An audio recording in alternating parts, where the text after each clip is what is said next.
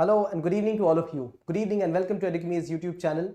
My name is Ushering, and in this video we shall discuss one of the important issues that is circling around in the parliament, that is that of dam safety in our country. A bill has been passed to increase dam safety in our country, and in this light we will understand the historical context of creation of a dam in our country. Why have dams been created in our country? What has been the need for creating larger dams? What has been the impact of that? And moving ahead, what have been the issues related to safety of dams? What has the reason been because of which the dam safety bill was to be passed in the parliament? Are there some issues in this particular bill, and what are the way ahead? Right? So this is what we will understand in this dam safety in India in context. Right? So good evening Bhavani, hi Amlan, good evening Sam, and hello Netra. Let's discuss this, and after that, immediately after, I will also discuss the question that Sam had asked.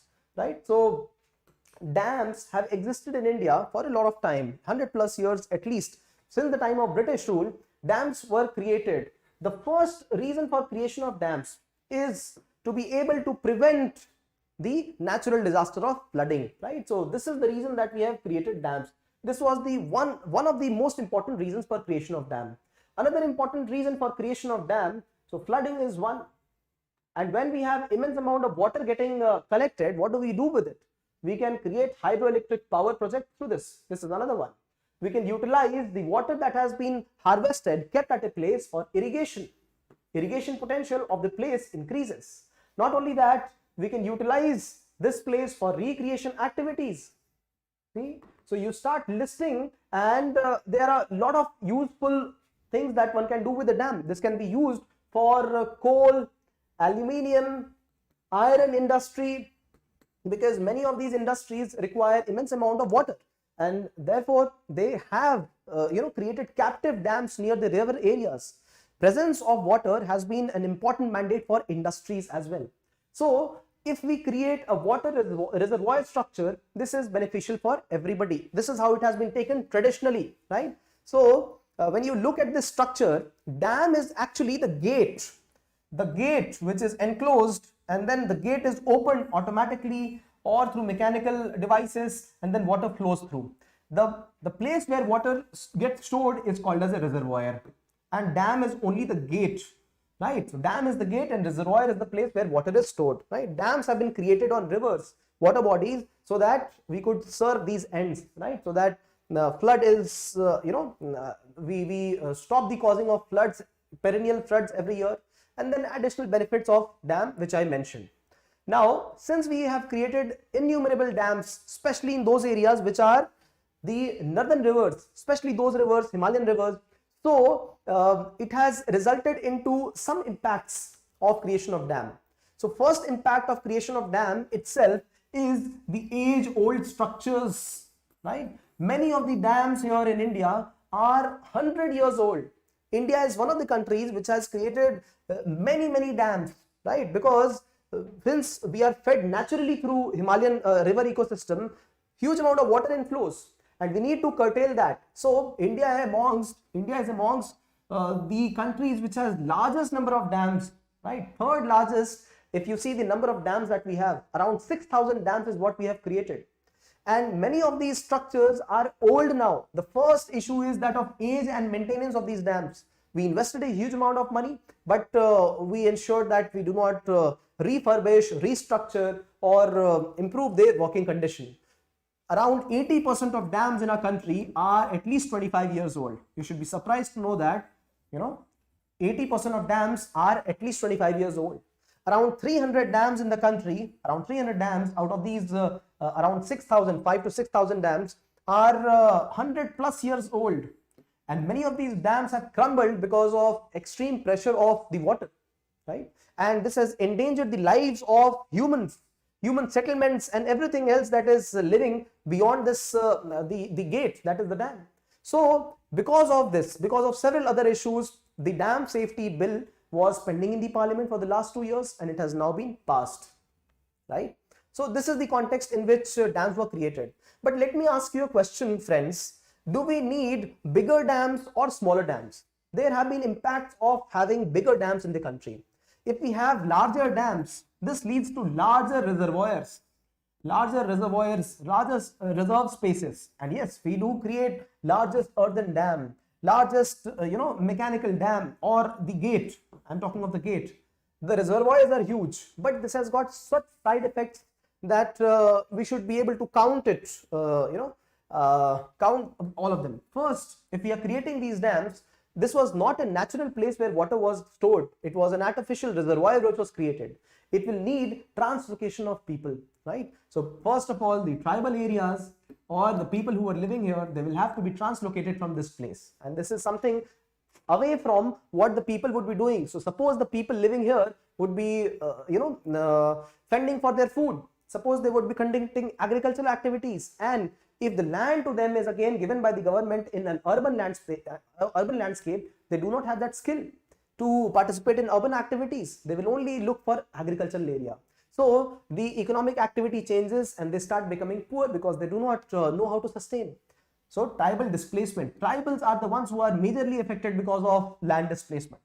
Another one is the cutting off these forests. So deforestation is another issue which is going to get impacted, because we want to flood this area and have this whole area covered with water. The forest will have to be removed from this particular place. And there were so many editorials we discussed that once the area is deforested, even if we want to plant, in compensatory afforestation, we want to plant another forest at another place, it might not get executed properly. Out of 10 plantations, only one successfully becomes a tree. This is the ratio. So once we deforest this area, it never comes up as a complementary forest in some other place. Look at other issues. When we have dams, it is prone to these artificial disasters which we have created, right? For example, the breaking of the dam wall itself. So disasters, another issue. Even if there is no disaster, look at this huge structure. Will it not cause some spillage of water from some areas? Yes, it will cause. And this will result in the soil imbalance, soil profile imbalance here. The pH level of the soil will get imbalanced. It might become more acidic because of the percolation of water at these nearby places. So there are additional disadvantages of creating bigger dams. If we have smaller dams, this is the way to go. So sustainable energy generation can happen if we create smaller dams, micro dam, pico dam, nano dam, as compared to these bigger dams. So Subansiri River, right, flowing from the northeast area of India, right? Subansiri River is one of the rivers where we are thinking of creating a mega HEP, mega hydroelectric power project. Similarly, there are rivers where we have created dams which create energy to the tune of 2000 megawatt or 3000, 4000 megawatt. China has created these kind of dams. You can as well, point out at these shortcomings whenever we create larger dams. So these are the issues here. Now, to be able to counter multiple issues of dam fragility, we have passed this dam safety bill in our country in both the houses. So it has become an act now, right? So there are various issues why we need more maintenance of these dam structures. One issue along with other issues is that of silting. So once the Himalayan rivers pass on the water, they also carry some amount of silt, and the dam space, suppose this was the trough, right? Suppose this was the trough where the dam water got collected, right, from the river. This will also start collecting the silt, and once there are good presence of the silt at the base, the amount of water that this reservoir carries, it will reduce with time. We need desilting of this place, and therefore we need some authority to be able to handle desilting of this place, to be able to carry out investigations to understand if the dam gate is doing well, or is it does it need health surveillance or improvement in its health status. So this is one of the reasons because of which dam safety bill was passed in the country, right? So when we look at reservoir sedimentation, climate change events leading to extreme weather events. One good example, let's start giving examples here. This example is that of Edukemy reservoir, right? Without notification, when the Tamil Nadu government is releasing water, just because there is more rainfall, see, there are two issues there then. One is the issue of climate change and the other is that of interstate issues. So there needs to be a body which needs to coordinate the interstate issues. There are bodies to handle it, but we need to create a centralized body to be able to handle all these issues. Climate change is causing increased or erratic rainfalls, right? Ensuring that some of the river bodies, they are full of water and reservoirs are full of water. This causes issues, right? So we have had this collapsing of dams. See, 40 dams have collapsed in independent India after 1947, and that is why we need rehabilitation of dam structures also. So since we have had some organizations but not working effectively, so we are looking at creating one of the institutions called as National Dam Safety Authority, right? And there will be other authorities in the state level also. This authority is going to take care of all issues related to dam safety standards, its refurbishment, and the kind of demands that every dam needs, right? We have had project for dam rehabilitation, an important project which was funded with the help of World Bank, called as Dam Rehabilitation and Improvement Project, DRIP, DRIP. But this project is an individual level project where we are choosing some 100 dams here, some few hundred dams, 300 dams or so in DRIP 1, and then some more dams, and we are trying to refurbish those dams so that damage does not cause to these people living in the nearby areas. But we need to have a holistic approach to dam management, dam restoration, and that is why this bill was passed, right? So one important thing is to have inspection and hazard classification in that particular area. The natural hazard or the hazard that is created because of the dam, we are trying to map the dams according to the hazards that are happening in those areas. We need to have an emergency flood warning system, right? A system through which announcement is made or some siren is passed when water is released from the reservoir. Because this is not happening, these human errors, or because there is no better management of the dam water, there are a lot of human disasters which happen because of this. Very good example every time we see is that of the Edukemy dam itself. Kerala and Tamil Nadu keep fighting over it, right? But this particular act has certain issues also. What are the issues? First of all, when center is legislating on state matters, this is a federal issue. State will definitely raise their voice. So this is one of the issues, right? Then payment of compensation in case of mismanagement of dam. These dams are government properties, right? Government is generating the resource, electricity, or creating benefits out of it. Even if it is tourism, the government has outsourced its tourism, development to somebody else. Government is generating revenue out of it. And if people are the one which are adversely affected, should not there be compensation for them? So there has been no, mention of compensation, and this is happening at the national level, right? So these are the issues. And what about the control on the old dams? Should they be dismantled? Should they be refurbished? What should be the status? There are so many dams which have existed for the last 100 years. So around 300 dams existed for more than 100 years. So what should be the status of these dams? If the central government is the one deciding it, the states might not want to lose control over this kind of issue. The states might say that let us decide on our issue because water is a state subject, right? So these are the kind of issues, right? But what can be the way forward for this? The central government should start speaking to states, specific states, and try to resolve the matters with them. They should decommission those dams after due conversation, those specific dams for which maintenance cost is high, for which the cost of creating a new dam is low, right? So those specific dams which are above a specific height will be a part of the Dam Safety Act, right? And there should be a rethinking of the new projects, whether they pose some challenge or not, whether there is an environment impact or not, whether they are mega projects or micro, pico or nano dams, which I mentioned are the way to go, right? And there should be a forum to voice the concerns of the local people also. So taking all the stakeholders here in the conversation, in conference, the dam safety should work in India. The ecosystem of dam safety should work. So what did we study here today is some statistics related to dam, right? So what is the vulnerability of dams in India? India being the country with the third largest number of dams. This is not just that. The number of old dams, 25 years plus, is 80%, and we do have around 300 dams which are 100-year plus old. So statistics becomes vital for your points. Then what is the reason for creation of dams in any country? We understood that there are many good points because of which dams have found increased relevance in countries. So irrigation potential, HEP creation, and so many and so forth. What are the issues with the dams, especially the large dams?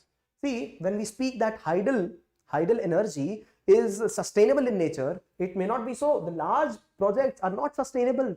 The smaller ones definitely are. So we have also studied certain issues with dam safety. We also understood what is this law about. This law is speaking of having some safety standards for those dams which are above a specific height. They are trying to ensure that complete surveillance of that region and mapping, hazard mapping of that region is done. Also refurbishing of the older dams should be done. So this is the dam safety law about, and what are the issues associated with law. If this is a federal issue, it should be dealt with. People should be made right stakeholders. People should be compensated adequately. There should be participation of the locals as well. So taking the stakeholders in concern, these are the issues. And this is how we understand the issue of dam safety in our country. All right. So when you look at the question, discuss the need for dam safety in India. How does the Dam Safety Bill 2019 address these issues, right? So we look at all the issues of dam safety in the country, and we also talk about how this dam safety bill is going to create the impact in India, right? So when we look at answering a question like this, we do not need to reflect all the various aspects of dam safety. Look at some specific statistics which are promoting what you want to speak about, need for dam safety, right? Talk about vulnerability of dams, talk about the age-old dams. Moving ahead, after you have built a context to this, then talk about various parameters of safety in our country for dams, and then moving to the second part of the answer, how does this bill adequately serve it? At the end, you might want to talk about certain issues just in a couple of sentences and conclude, right? So this is the way you can proceed with this specific theme, right? Relevant theme which has been relevant for the last 3 years now. Finally, this bill has passed in the parliament. And this is where we come to the conclusion of the featured discussion for today. If you like this initiative, do share some love through likes, comments, and shares. If you subscribe to the channel, you will be able to receive many important updates and interesting news regarding UPSC preparation and updates, right? So do share some love through likes and thumbs up, and we will see you tomorrow evening again for the current affairs and gazette discussion at 6 p.m. And after that, immediately succeeding that will be the featured news discussion, an interesting article covering the theme in totality. See you tomorrow evening. Thank you for participating. Yeah, oh yes, Sam had a question. Sam had a question. Sir, please explain about the labor force participation rate. So this is an important concept of economy. Now, there is something called as labor force and there is something called as workforce. There are two different aspects of it. Labor is the working hands, people who want to work. Either those people who want to work and are getting work, or those people who want to work and are not getting work. So the working age population is to be considered here. 16 to 64. This is the first parameter for labor force. How many people are there as laborers in the country? First of all, consider this. In this segment of people, there are people who want to participate as labor. For example, if I say to Sam today, would you like to get a corporate job for yourself today? Sam will say, no, I don't want to. I just want to become an IS officer. This is what Sam has claimed. I want to become an IS officer, not interested in corporate jobs. So are they a part of labor force? They are not. They are not seeking employment. People who are in this age bracket and are seeking employment or are already employed, they are the labor force. All right. But workforce are only those people who are employed already, right? So this is the difference. People who are employed already are the workforce. People who are seeking employment in this particular age gap are the labor force. Then you will ask, who are the people who are not seeking employment? This is a legit question. Who are the people who are in this age bracket not seeking employment? So there are students who want to get into further studies. There are females or members in the family in this age bracket who say, I'm happy at home, serving at home, non-employed, or participating in employment, those activities which do not pay me, but in the capacity as a in the house itself. So those are the people who are not a part of the labor force. Another one are those rich brats, rich people, their kids, they would say, I am all good. After 5 years, I'll join Papa's business. So they are not a part of the workforce and the labor force also, right? So this is the prime difference between labor force and workforce.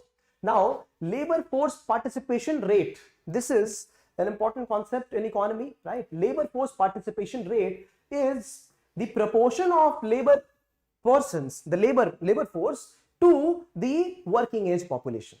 Proportion of labor force to the working age population of that country. So presently our labor force participation rate is around 48%. 48% are wanting jobs, are working in this age bracket of 16 to 64. Out of 100 people in 16 to 64, 48 are working. As simple as that. All right. So this is the update. Sam, any doubts? Get back to me again and ask these questions. All of you, you're free to ask questions. I am not the only authentic source of information, but I will definitely ensure that I strive, put efforts towards getting you the answers to these questions or find a way out so that your curiosity is served, right? Thank you, Netra. Thank you, Vani. Thank you, Amlan. Thank you, Ramesh. Thank you, each of you, for participating. See you tomorrow evening again.